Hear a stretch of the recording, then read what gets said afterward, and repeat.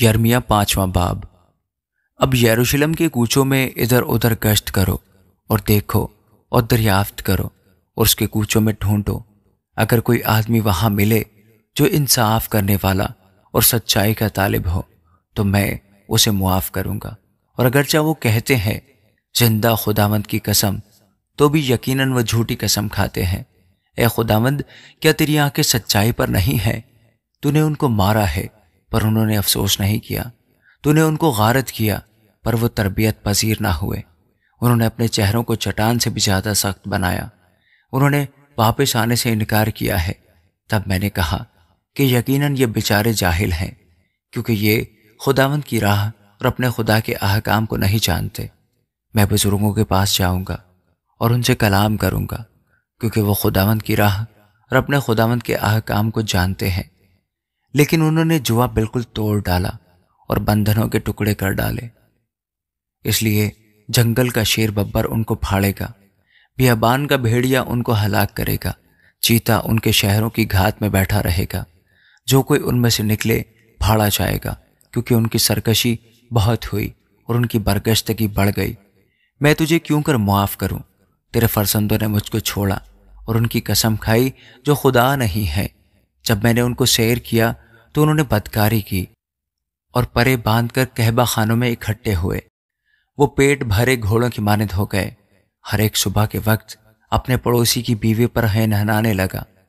خداوند فرماتا ہے، کیا میں ان باتوں کے لیے سزا نہ دوں گا؟ اور کیا میری روح ایسی قوم سے انتقام نہ لے گی؟ اس کی دیواروں پر چڑھ جاؤ اور توڑ ڈالو، لیکن بالکل برباد نہ کرو۔ اس کی شاخیں کاٹ دو، کیونکہ وہ خداوند کی نہیں ہے۔ اس لیے کہ خداوند فرماتا ہے، اسرائیل کے گھرانے اور یہودا کے گھرانے نے مجھ سے نہایت بے وفائی کی۔ انہوں نے خداوند کا انکار کیا اور کہا کہ وہ نہیں ہے۔ ہم پر ہرگز آفت نہ آئے گی، اور تلواریں اور کال کو ہم نہ دیکھیں گے، اور نبی محض ہوا ہو جائیں گے، اور کلام ان میں نہیں ہے۔ ان کے ساتھ ایسا ہی ہوگا۔ بس اس لیے کہ تم یوں کہتے ہو، خداوند رب الفات یوں فرماتا ہے کہ دیکھ، میں اپنے کلام کو تیرے منہ میں آگ اور ان لوگوں کو لکڑی بناؤں گا، اور وہ ان کو بھسم کر دے گی۔ اے اسرائیل کے گھرانے، دیکھ، میں ایک قوم کو دور سے تجھ پر چڑھا لاؤں گا۔ خداوند فرماتا ہے، وہ زبردست قوم ہے، وہ قدیم قوم ہے، وہ ایسی قوم ہے جس کی زبان تو نہیں جانتا اور ان کی بات کو تو نہیں سمجھتا۔ ان کے ترکش کھلی قبریں ہیں، وہ سب بہادر مرد ہیں، اور وہ تیری فصل کا اناج اور تیری روٹی جو تیرے بیٹوں اور بیٹیوں کے کھانے کی تھی کھا جائیں گے۔ تیرے گائے بیل اور تیری بھیڑ بکریوں کو چٹ کر جائیں گے۔ تیرے انگور اور انجیر نکل جائیں گے۔ تیرے حسین شہروں کو جن پر تیرا بھروسہ ہے تلوار سے ویران کر دیں گے۔ لیکن خداوند فرماتا ہے، ان ایام میں بھی میں تم کو بالکل برباد نہ کروں گا۔ اور یوں ہوگا کہ جب وہ کہیں گے کہ خداوند ہمارے خدا نے یہ سب کچھ ہم سے کیوں کیا، تو ان سے کہے گا کہ جس طرح تم نے مجھے چھوڑ دیا اور اپنے ملک میں غیر معبودوں کی عبادت کی، اسی طرح تم اس ملک میں جو تمہارا نہیں ہے اجنبیوں کی خدمت کرو گے۔ یعقوب کے گھرانے میں اس بات کا اشتہار دو اور یہودا میں اس کی منادی کرو اور کہو، اب ذرا سنو اے نادان اور بے عقل لوگو، جو آنکھیں رکھتے ہو پر دیکھتے نہیں، جو کان رکھتے ہو پر سنتے نہیں۔ خداوند فرماتا ہے کہ تم مجھ سے نہیں ڈرتے۔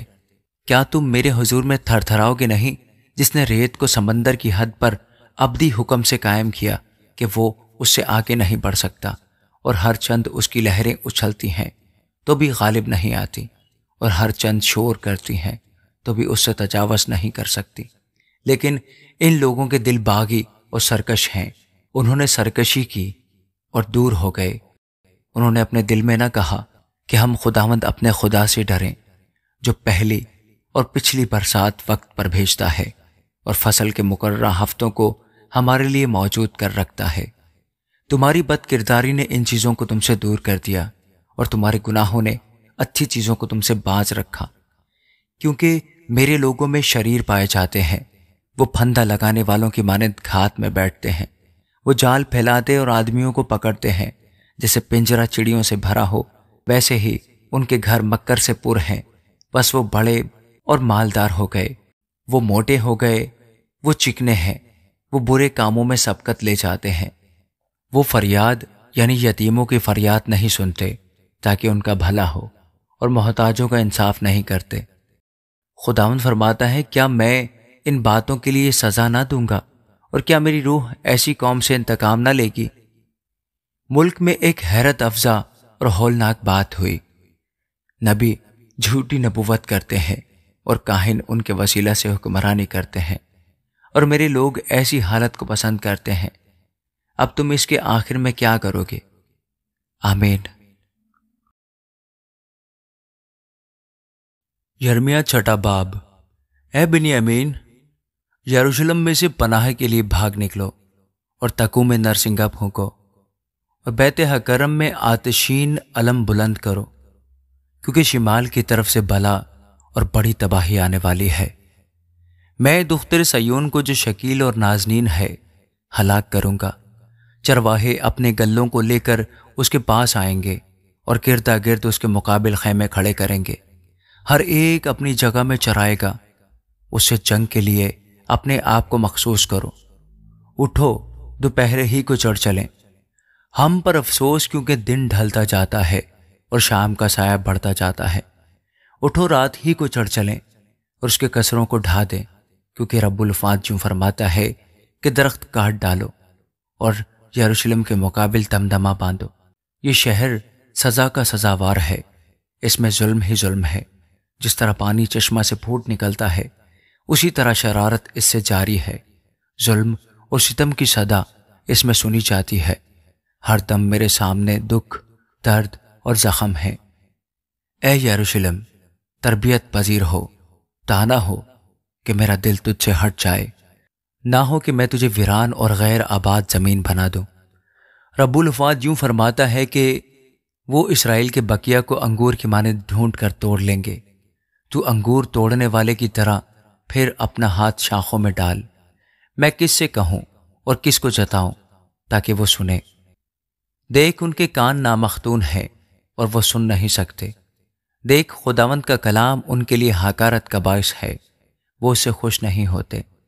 اس لیے میں خداوند کے قہر سے لبریز ہوں، میں اسے ضبط کرتے کرتے تنگ آ گیا۔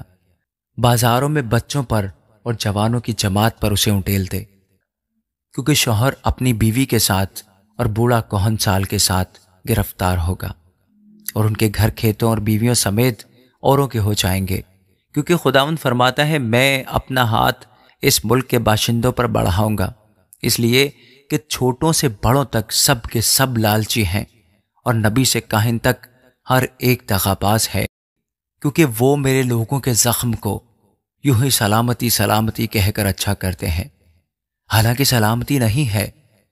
کیا وہ اپنے مکروہ کاموں کے سبب سے شرمندہ ہوئے؟ وہ ہرگز شرمندہ نہ ہوئے، بلکہ وہ لجائے تک نہیں، اس واسطے وہ گرنے والوں کے ساتھ گریں گے۔ خداوند فرماتا ہے، جب میں ان کو سزا دوں گا تو وہ پست ہو جائیں گے۔ خداوند یوں فرماتا ہے کہ راستوں پر کھڑے ہو اور دیکھو، اور پرانے راستوں کی بابت پوچھو کہ اچھی راہ کہاں ہے، اسی پر چلو اور تمہاری جان راحت پائے گی۔ پر انہوں نے کہا کہ ہم اس پر نہ چلیں گے، اور میں نے تم پر نگہبان بھی مقرر کیے اور کہا نرسنگے کی آواز سنو، پر انہوں نے کہا ہم نہ سنیں گے۔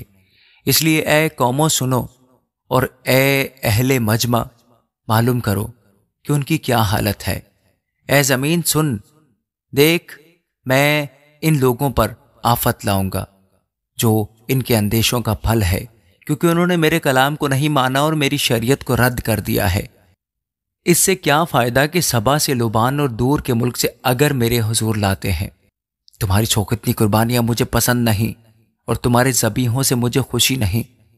اس لیے خداوند یوں فرماتا ہے کہ دیکھ، میں ٹھوکر کھلانے والی چیزیں ان لوگوں کی راہ میں رکھ دوں گا، اور باپ اور بیٹے باہم ان سے ٹھوکر کھائیں گے، ہمسائے اور ان کے دوست ہلاک ہوں گے۔ خداوند یوں فرماتا ہے کہ دیکھ، شمالی ملک سے ایک گروہ آتی ہے، اور انتہائی زمین سے ایک بڑی قوم برانگیختہ کی جائے گی۔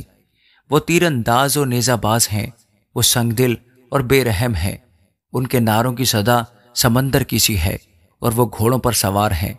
اے دختر سیون، وہ جنگی مردوں کی مانند تیرے مقابل سفارائی کرتے ہیں۔